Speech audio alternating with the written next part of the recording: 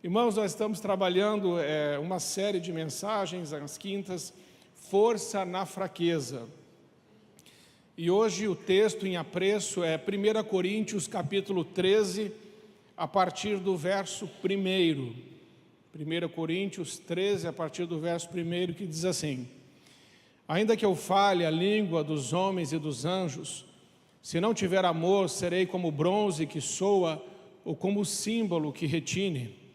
E ainda que eu tenha o dom de profetizar e conheça todos os mistérios e toda a ciência, e ainda que eu tenha tamanha fé a ponto de transportar montes, se não tiver amor, nada serei.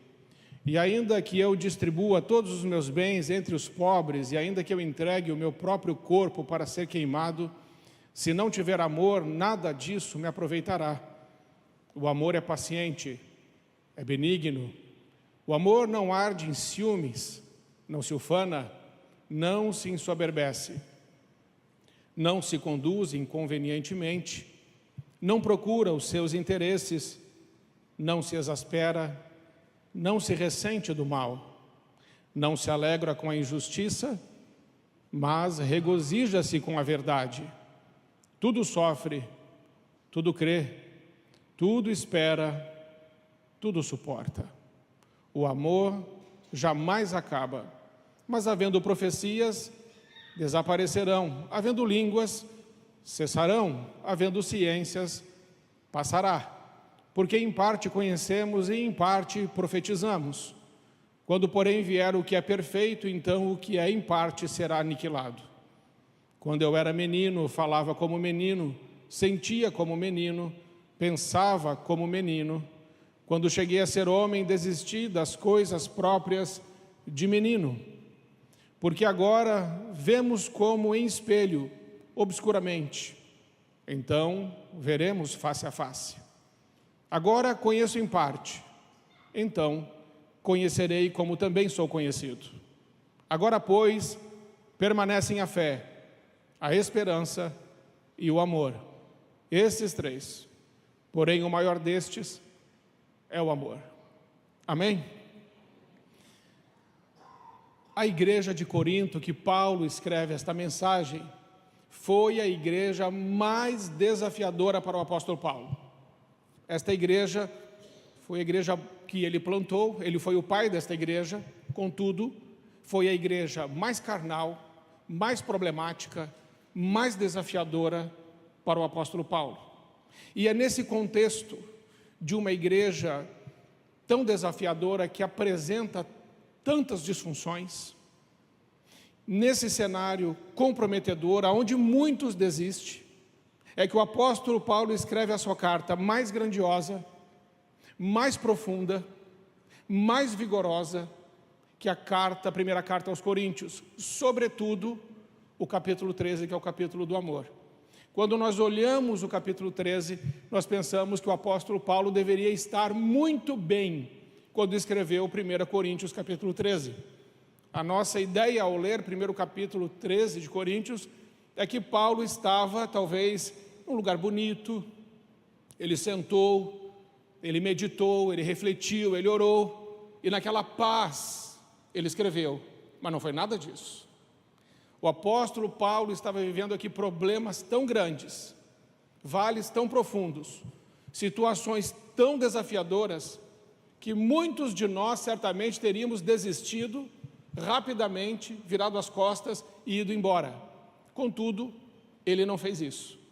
E é nesse ambiente de dor, de carnalidade, de perseguição, de frustrações, de decepções, de ingratidão com o apóstolo Paulo, que funda esta igreja, mas a igreja carnal, a igreja que apresenta vários problemas. É nesse contexto que Paulo vai escrever talvez o capítulo, ou um dos capítulos mais lindos que ele já poderia ter escrito, do apóstolo Paulo, com certeza. Este é o capítulo mais lindo que ele escreveu. E foi escrito num momento muito desafiador. Então, logo já de início, nós podemos aprender que diante da insuficiência do apóstolo Paulo, da falta de força que ele teria para resolver todas as situações que vamos ver aqui, diante desse cenário, é que ele escreve, ou Deus escreve através dele, o capítulo mais lindo, talvez, da sua história. Então, que lição podemos tirar aqui para começar? É que nos lugares de maior sofrimento, dor, perda, aonde tem perseguição, carnalidade, que é o que o apóstolo Paulo está enfrentando aqui, é nesse ambiente, nesse cenário, nessa fraqueza desse homem, que Deus escreve talvez um dos capítulos mais lindos da sua história. Amém? Então, quando nós estamos fracos, frágeis, vulneráveis, fragilizados, Deus pode estar naquele momento, a gente não está percebendo, Ele não está vendo, mas Deus pode estar escrevendo um dos capítulos mais lindos da nossa história. Amém, gente boa? Então não desanima quando as coisas não estão indo bem, porque é nesse lugar que talvez Deus esteja escrevendo algo tremendo na sua história. O que a Bíblia diz lá em Zacarias 4:10? Não despreze o dia dos humildes começos, porque quem faz é o Senhor. Então, quando você está fraco, fraca, confia no Senhor e não desiste dos planos de Deus. Amém? Que Ele é poderoso. Então, diante dos desafios da vida, podemos nos sentir impotentes, fracos, despreparados, desmotivados para a gente continuar a caminhada. E o apóstolo Paulo, com certeza, estava se sentindo dessa forma aqui. Mas o apóstolo Paulo vai receber uma informação em 1 Coríntios capítulo 1, verso 11, ele recebe uma informação. Pois, a vosso respeito, os coríntios, meus irmãos, fui informado pelos da casa de Cloe, que há contendas entre vós. Então, diante de um cenário desafiador, Paulo começa a receber informações. E nós vamos ver que ele recebe várias informações para desanimar, para enfraquecer, mas a resposta que o apóstolo Paulo vai dar no poder do Espírito Santo é muito linda e pode nos ensinar muito. Mas ele recebe essas informações vindo de membros da casa de Cloe. Que informações? Que há contendas, que há divisões. Isso está lá em 1 Coríntios 1, de 12 a 13. Diz assim: Paulo teve que dividir com uma igreja, teve que lidar com uma igreja dividida em 4 grupos. Ele diz assim: eu refiro-me ao fato de cada um de vós dizer: eu sou de Paulo, eu sou de Apolo, eu sou de Cefas, eu sou de Cristo. A igreja de Corinto estava dividida em 4 partes. Uma parte estava com Paulo, uma parte estava com Cefas, uma parte estava com Apolo, e os mais espirituais estavam com Cristo. Fala assim: eu estou por Jesus, né? É o que a gente ouve. Então tem 4 grupos desafiando ali a unidade da igreja. E esse é um primeiro fato que chega para o apóstolo Paulo para talvez desanimar, fazê-lo enfraquecer, mas essas informações chegam. E não só essa, a segunda informação que chega, 1 Coríntios 5:1, chega uma informação que está havendo incesto na igreja. Geralmente se ouve que há entre vós imoralidade, e imoralidade tal como nem mesmo entre os gentios, isto é, haver quem se atreva a possuir a mulher do seu próprio pai. Então veja que na igreja de Corinto, além da divisão, qual o outro problema? Incesto. E o apóstolo Paulo diz assim: gente, isso não acontece nem fora da igreja, e é isso que está acontecendo dentro da igreja. Que problemão! Olha como é difícil você se sentir forte quando vários problemas começam a bater na sua porta. Que resposta dá para tudo isso? Terceiro problema, Paulo teve que lidar com os litígios. 1 Coríntios 6, de 6 a 8 diz assim: Mas irá um irmão a juízo contra outro irmão? E isso perante os incrédulos? O só existir entre vós demandas já é completa derrota para vós outros. Por que não sofreis antes a injustiça? Por que não sofreis antes o dano? Mas vós mesmos fazeis a injustiça e fazeis o dano, e isto aos próprios irmãos. A igreja de Corinto, que Paulo pastoreava, fundou, era uma igreja litigiosa, ou seja, os irmãos estavam brigando e levando outros irmãos para o tribunal. Quarto problema, comida sacrificada aos ídolos. Está lá em 1 Coríntios 8:1. No que se refere às coisas sacrificadas aos ídolos, reconhecemos que todos os santos, que todos somos senhores do saber. O saber ensoberbece, mas o amor edifica.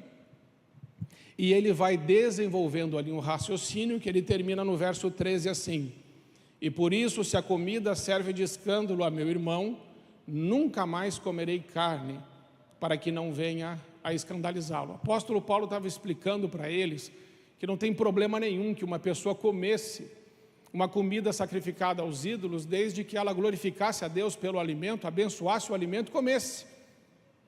Mas para alguns irmãos tinha problema sim. Aí o apóstolo Paulo diz assim, se tem problema para o seu irmão, então por favor não faça, para que a sua atitude, você que tem consciência forte, para que a sua atitude não escandalize seu irmão que tem consciência fraca. Então, por amor ao seu próximo, não coma essa comida sacrificada ao ídolo, porque isso escandaliza seu irmão. Isso era um outro problema que ele estava enfrentando. E o quinto problema, Paulo ouviu também acerca dos dons espirituais.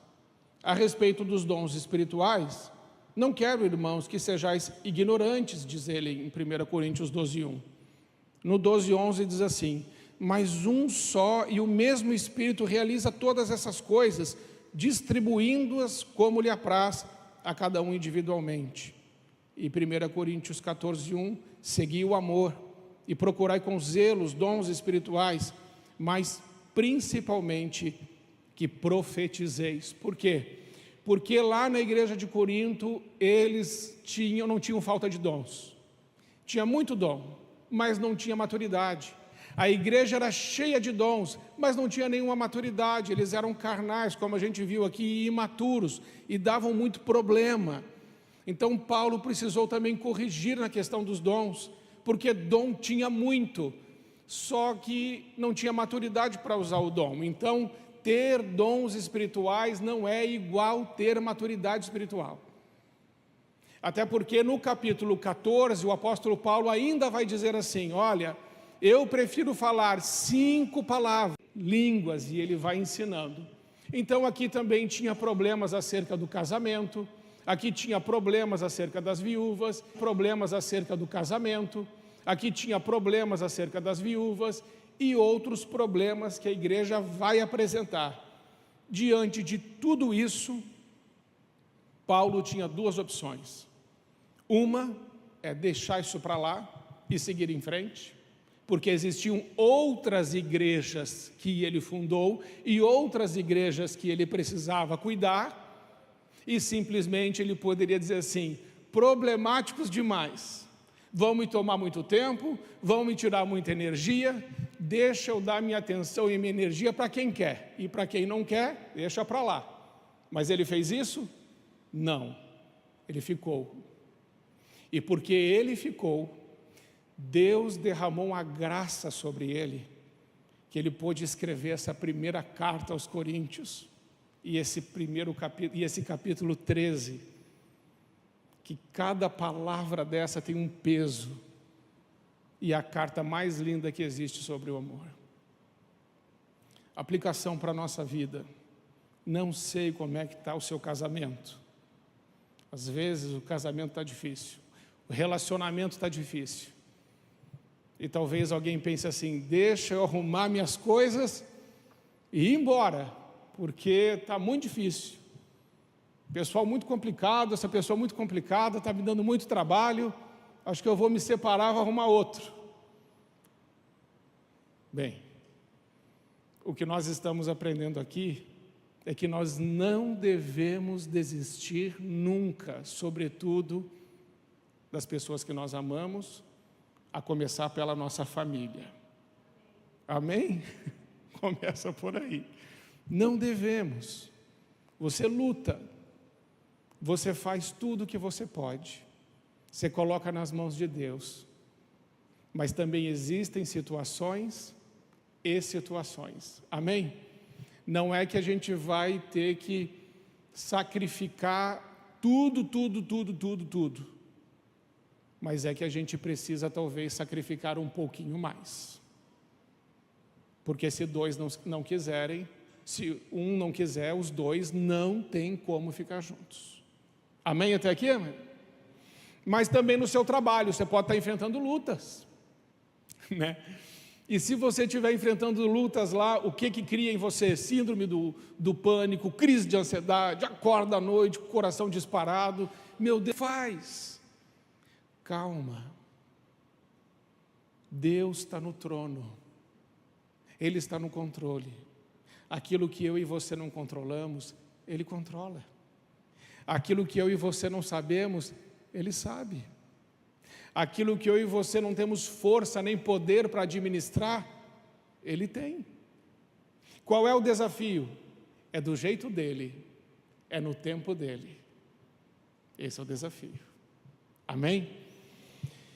E aí a gente vê Paulo falando aqui de 3 coisas. Então o que eu quero falar aqui, passando essa introdução, é 3 coisas que eu e você podemos pegar como um material, como uma ferramenta, como um ensino precioso do apóstolo Paulo, para quando a gente estiver fraco, a gente lembrar para onde ele apontou, o que ele fez, qual é a saída.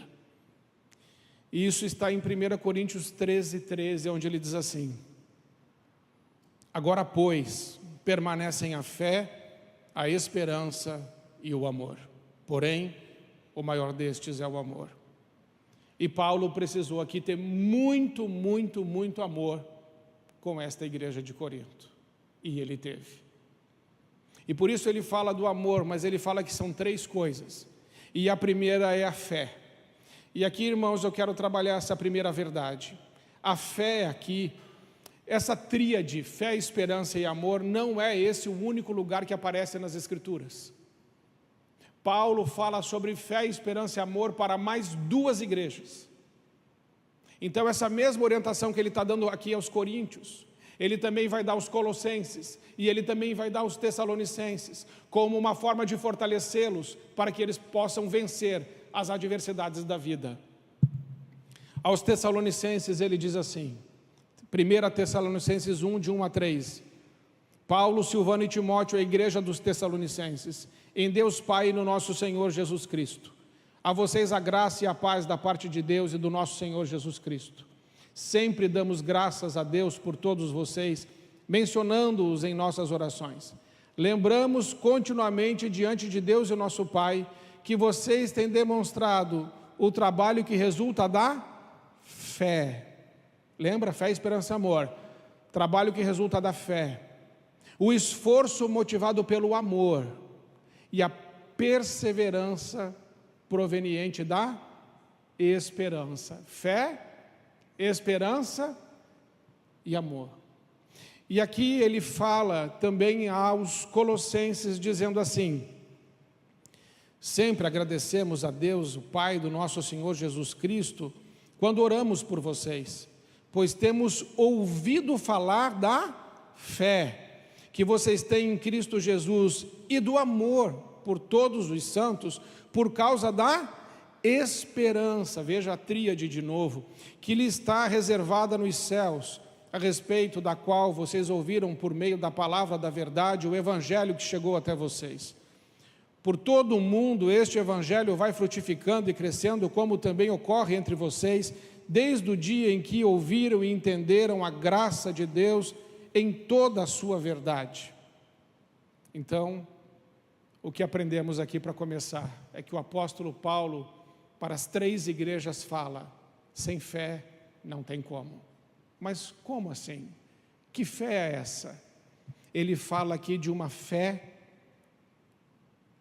um trabalho que resulta da fé. Em 1 Tessalonicenses capítulo 1, verso 3, ele fala que o trabalho resulta da fé. Força na fraqueza é ter fé, mas não é uma fé meditativa simplesmente. Muitas pessoas, quando pensam em fé, o que elas pensam? Bom, a fé vem ouvir a palavra de Deus. Então, eu vou colocar aqui a Bíblia para ficar passando, e isso é muito bom, e você deve de fazer. Mas eu vou colocar a Bíblia aqui para ficar passando, vou ficar ouvindo a palavra de Deus, e se a fé vem pelo ouvir e ouvir a palavra de Deus, então a minha fé vai aumentar, e eu vou ter força para resolver o que eu preciso por meio da fé. Mas o apóstolo Paulo está dizendo aqui, que ele reconhece a fé deles como o resultado do trabalho, o trabalho que resulta da fé. Então, como nós podemos medir a fé de alguém, de fato? Pelo trabalho. Pelo trabalho.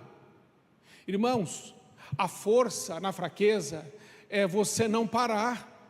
É você ter uma fé, mas é uma fé que te movimenta. É você ter uma fé, mas é uma fé que te leva para algum lugar. E que não vai fazer qualquer trabalho, mas o trabalho que Deus separou para você fazer para glorificá-lo. Como é que a gente tem força na fraqueza? É acreditando que o que Deus tem para a nossa vida é bom, é perfeito e é agradável, e que a vontade dEle vai prevalecer. É essa fé que nos movimenta. Porque senão nós vamos ser aquelas pessoas que têm fé, mas estamos tomando remédio para a depressão, porque ficamos passivos e tímidos diante da realidade talvez difícil que está nos cercando. E essa fé não, o apóstolo Paulo dizendo que essa fé resulta do trabalho. Eu estou vendo que vocês têm fé por aquilo que vocês estão fazendo, pelo movimento que está acontecendo. Então a fé não é parada, a fé não é algo estático, a fé é movimento. Amém? Porque senão, irmãos, é muito fácil. Eu vou para casa, fico jururu, me tranco lá, fico lá com pena de mim mesmo, e aí cometo o pecado da autocomiseração, que é ter pena de si mesmo, coitadinho de mim, olha o que fizeram comigo, aí vem um monte de gente passar açúcar em você, e aí não ajuda você a se mover.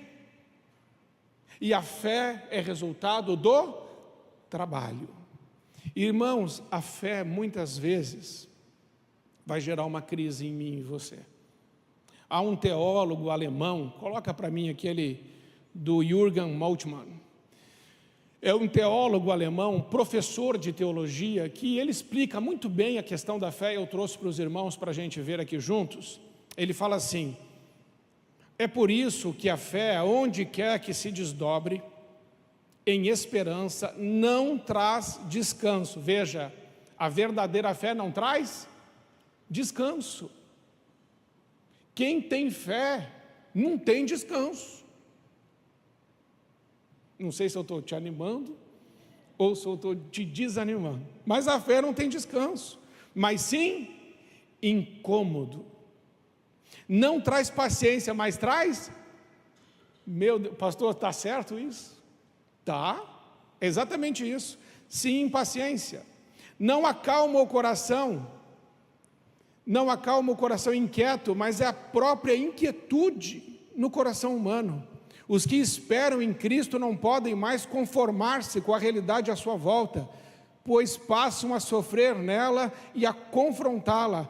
Paz com Deus significa conflito com o mundo. Então não espere que a sua fé te traga assim um colchão macio, cobertinha, até no nariz, que é friozinho, e alguém chega e fala assim: quer uma sopinha? Isso não é fé. Isso é uma coisa muito boa, mas não é fé. A fé é aquele sentimento, aquele incômodo, aquilo que mexe com você e que faz você se movimentar apesar das circunstâncias. Se vocês lembram, Pedro e João foram presos depois de fazer um milagre, porque eles tinham muita fé em Jesus, e curaram aquele paralítico na porta do templo, lá em Atos capítulo 3, lembram disso? E aí em Atos capítulo 4 eles são presos por causa dessa fé. E aí os líderes religiosos disseram assim: olha, se vocês saírem daqui falando do nome de Jesus, a gente vai prender vocês de novo.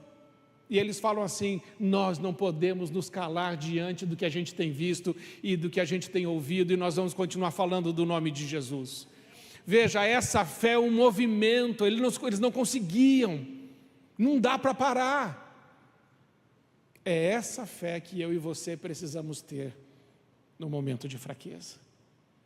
No momento que a gente fala que não vai dar conta, a gente precisa dizer: Senhor, enche o meu coração com essa fé, porque eu vou me movimentar, eu vou ir para os lugares que o Senhor tem para a minha vida, eu não vou ficar paralisado, eu não vou ficar passivo, eu não vou ficar abatido, eu não vou ficar com pena de mim mesmo, eu não vou ficar só olhando as circunstâncias, eu vou avançar no poder do nome de Jesus, e a vontade dEle vai prevalecer para a glória dEle, amém? É assim. É essa fé que a gente precisa ter. E o apóstolo Tiago vai confirmar isso lá em Tiago 2, 14 a 18, quando ele diz assim: de que adianta, meus irmãos, alguém dizer que tem fé se não tem obras? Tiago 2, 14 até o 18. Acaso a fé pode salvá-lo?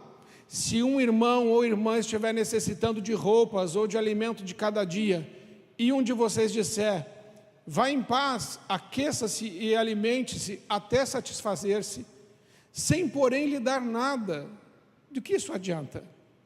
Assim também a fé, por si só, se não for acompanhada de obras, está morta. Morta. Então dá para ter fé morta? Dá. Mas nós precisamos ter uma fé viva. E a fé viva é acompanhada de obras. Acompanhada de obras. E o Tiago diz assim: mostre-me a tua fé, e eu te mostrarei as minhas obras. Então nós precisamos, irmãos, para nos encher de fé de novo, começar a lembrar daquilo que Deus já fez através da nossa vida, das obras que Deus já realizou através da nossa vida. Você consegue lembrar das obras que Deus realizou através da sua vida? Dos milagres que Deus realizou através da sua vida, você lembra? Da forma como Ele já usou a sua vida para a glória dEle? Você tem lembrança disso? Porque a palavra de Deus diz assim: eu quero e decido trazer à minha memória aquilo que me traz esperança. Porque lembra que é fé, esperança e amor. Você vai entender hoje que não tem como separar essas coisas. Aonde tem fé, tem esperança. E nós precisamos muitas vezes, para reacender a nossa fé, uma fé que movimenta, uma fé que avança, uma fé que frutifica, uma fé que produz obras, nós vamos precisar muitas vezes olhar para aquilo que Deus já fez, porque olhando para diante, talvez você não esteja enxergando nada. Mas a nossa fé não pode ser circunstancial, a nossa fé tem que ser em Deus. A fé convida a nós olharmos para quem? Para Deus, o autor e o consumador da nossa fé. A palavra de Deus diz: devemos manter os nossos olhos fixos em Jesus. O autor e o consumador da nossa fé é o que Abacuque diz: ainda que a figueira não floresça, ainda que a vide não dê o seu fruto, que o fruto da oliveira minta, que não haja animais nos campos, ainda que não tenha nada, ele fala assim: todavia eu me alegrarei no Senhor, eu exultarei no Deus da minha salvação. Os olhos dele estavam no Senhor, não naquilo que não deu fruto aqui, naquilo que deu errado ali, naquilo que não prestou ali. Não, os olhos dele estavam no Senhor. Se os nossos olhos não estiverem no Senhor, a gente começa hoje, mas não continua amanhã. Você já começou alguma coisa na sua vida que você não terminou? Ai, meu Deus. Alguma coisa você começou que você não terminou? Tanta coisa que a gente começa, não é assim? A gente fala assim: não, esse ano, quer ver quando é início do ano? Esse ano, se pegar só a questão do regime, já mata todo mundo aqui, até nas multas. Amém? Saindo do regime, Quantas vezes você falou que ia ler a Bíblia toda, num ano? Quantas vezes você falou assim, não, pelo menos todo dia eu vou ler um pouquinho? Quantas vezes começou um período de oração, e aí daqui a pouco foi diminuindo, não deu, parou? Já viu como é que é? A gente é assim. Você sabia que somente 30% dos líderes da Bíblia terminaram bem? Você sabia que 70% dos líderes da Bíblia não terminaram bem? 70%. Saiu um estudo. E é chocante a gente descobrir que 70% dos líderes das Escrituras, figuras de liderança, eles terminaram mal. Começar bem é fácil, terminar bem é para poucos. Precisa de ter uma fé que move a gente. Amém, gente boa? Então veja, a primeira parte é a fé. Se a gente não tiver essa fé, nós não vamos nos mover do jeito que Deus quer. Segunda lição: na fraqueza precisamos ter esperança. Veja o que a palavra de Deus vai nos ensinar sobre a esperança. A esperança na palavra de Deus não está ligada às circunstâncias, não está ligada à nossa expectativa do que vamos receber, também não está ligado a recebermos qualquer tipo de bem material. A palavra esperança na Bíblia sequer está ligada aos nossos desejos e paixões. A palavra esperança na Bíblia está totalmente conectada em Deus. A esperança na Bíblia não é um lugar, não é algo que conquistamos, mas a esperança na Bíblia, essa esperança é Cristo, é Jesus. E quando nós estamos nesta esperança em Cristo, nós não esperamos algo, nós esperamos alguém. E isso muda tudo. Porque nós esperamos uma pessoa, e esperamos nessa pessoa e por meio dela, que é Jesus Cristo, o nosso Senhor. Mas como que isso se desenvolve dentro de nós? É Romanos capítulo 5, 3 a 5, que o apóstolo Paulo vai explicar como é que a esperança se desenvolve dentro de nós. Está escrito assim: não só isso, mas também nos gloriamos nas tribulações. Olha o que ele diz: nos gloriamos nas tribulações. Irmãos, ter motivo de alegria por passar por grandes tribulações não é para qualquer um. Quando a tribulação chega, a nossa tendência é dizer: Senhor, o que eu fiz? O que está errado? Onde é que eu falhei? Mas tribulação não é sinônimo de erro humano. Tribulação muitas vezes é um sinônimo que você está indo no caminho certo. Olha que coisa. Quando a gente está andando com Jesus, quando a gente está andando com Deus, andar no caminho certo não é que a possibilidade de ter tribulação, não, vai ter. Você vai ter. Algumas pessoas conversam comigo no gabinete e falam assim: pastor, eu comecei a andar com Jesus e o negócio começou a ficar encardido, começou a ficar difícil, e parece que dá tudo errado. Não é isso. É que quando você começa a caminhar no caminho de Jesus, nos passos de Jesus, você se torna inimigo do mundo. Porque Jesus diz assim: quem é meu amigo não pode ser amigo do mundo. Quem constitui-se amigo do mundo se torna inimigo de Deus. Se você é amigo de Jesus, você é inimigo do mundo. E se você é inimigo do mundo, o mundo virá contra você. Por quê? Porque primeiro veio contra Cristo e o crucificou e o matou. Na verdade, ele deu a sua própria vida, ninguém poderia tirar a vida dele, mas foi isso que aconteceu. Ele diz assim: se fizeram assim comigo, que sou o mestre, imagine com vocês o que farão. Então, quando passamos por tribulação, nós deveríamos, ao invés de murmurar e reclamar, deveríamos nos gloriar e dizer: Senhor, eu tenho motivo de muita alegria pelo fato de estar passando por tantas tribulações, porque eu sei que a tribulação vai produzir perseverança. Estamos no mesmo texto? Estamos. A tribulação vai produzir o quê? Perseverança. Coloca aquele quadrinho para mim que eu fiz. Eu quero que você veja nesse quadrinho como é que o apóstolo Paulo trabalha essa verdade e trabalha na minha e na sua vida. Então, a tribulação produz perseverança. Por quê, irmãos? Olha ali. Na verdade, tudo vai começar com o amor. Tudo começa com o amor. Se você ama a Deus, você obviamente vai começar a perder para você mesmo. Quem ama a Deus perde para si mesmo. Não vai mais realizar seus desejos, não vai mais realizar suas paixões. Você não vai buscar mais aquilo que você queria. Você vai começar a entender que esse amor por Jesus vai levar você e vai me levar a eu pegar a minha cruz e seguir Jesus. Foi o que ele disse lá em Lucas 9:23, aquele que quiser me seguir, negue-se a si mesmo, tome a cada dia a sua cruz, negue-se a si mesmo e siga-me.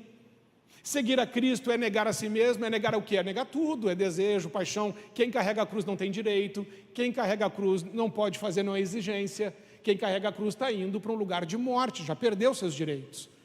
É por esse amor que temos por Jesus que nós sofreremos e suportaremos as tribulações. E quando a tribulação vem, via de regra, a gente sempre fala isso. O que eu estou fazendo de errado? Mas a tribulação tem propósito, é produzir no nosso coração, na nossa vida, perseverança. E a gente não persevera sem amor. Sem amor a gente desiste. Sem amor a gente vai embora. Sem amor a gente abandona. Sem amor a gente vira as costas. Sem amor a gente fala assim, isso aqui já deu para mim. É assim ou não é? Quantas coisas eu e você já abandonamos porque não amamos o suficiente para passar pela tribulação e ter uma perseverança em amor como Deus queria que fizéssemos. Pessoas que abandonamos, relacionamentos que abandonamos. O que nos faltou? Perseverança.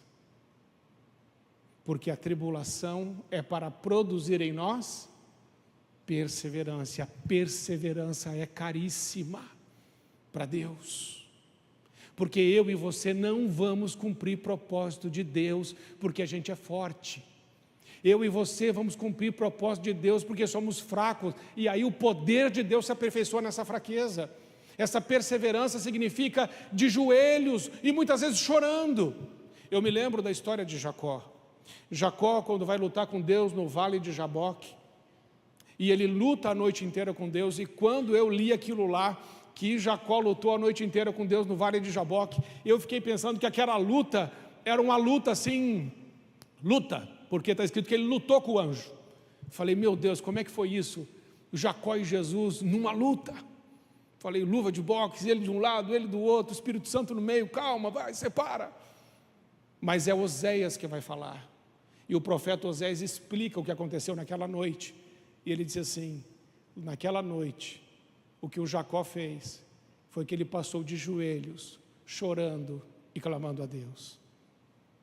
Lutar com Deus é de joelhos e é com lágrimas. Como é que nós perseveramos de joelhos? A pessoa que está de joelhos diante de Deus conseguirá permanecer em pé diante dos homens. Amém?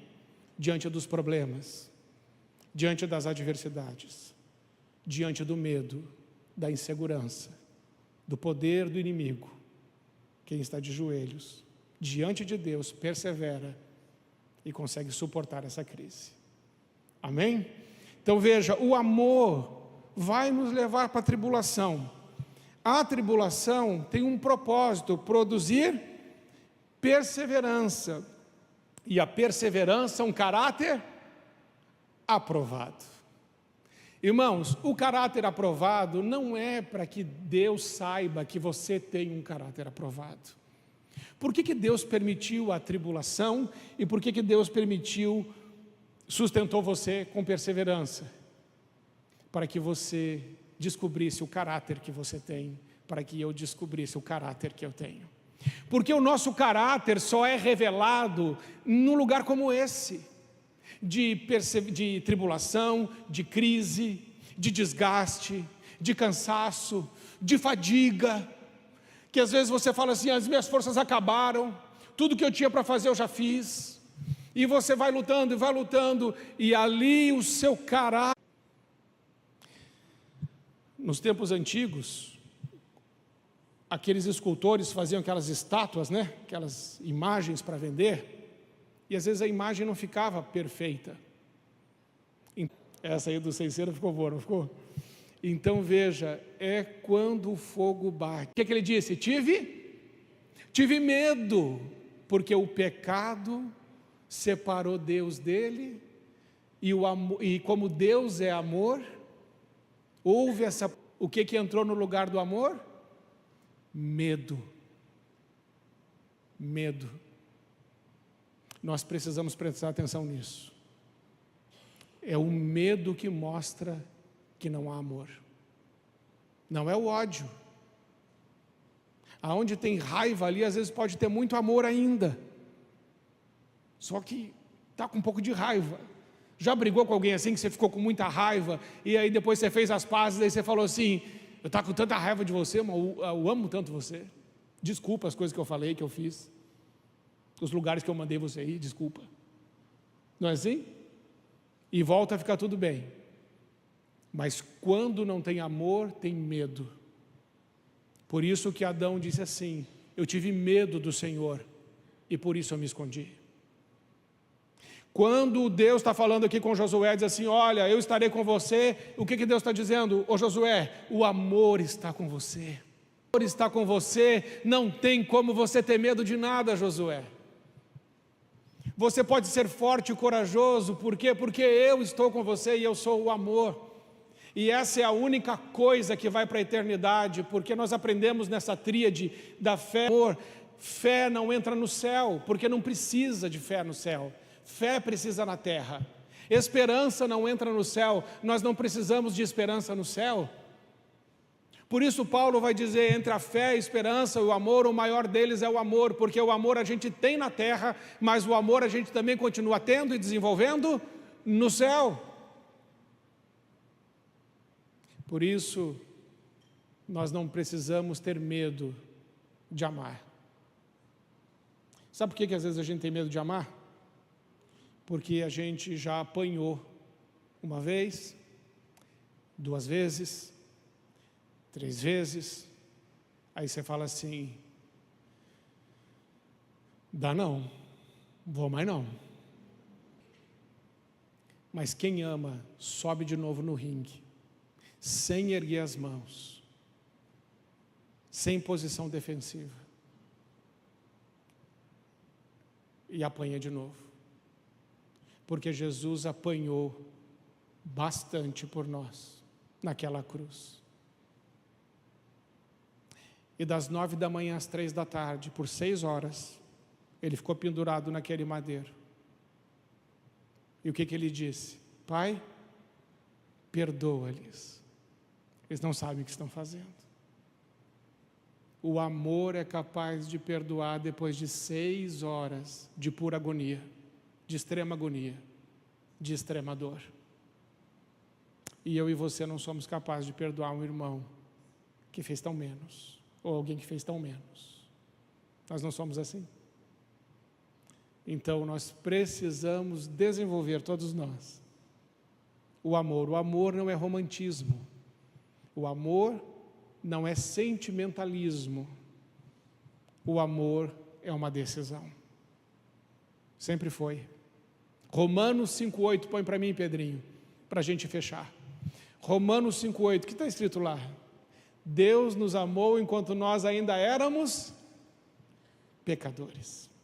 Deus olhou para a gente e viu a gente cheio de lama, de sujeira do pecado. E Ele falou assim, eu amo você. Mas desse jeito, eu amo você. Lembra do filho pródigo, voltando com cheiro de porco, com coisa todo detonado, só aprontou. E o que o pai faz? Dá um abraço. Diz, vem cá, meu filho.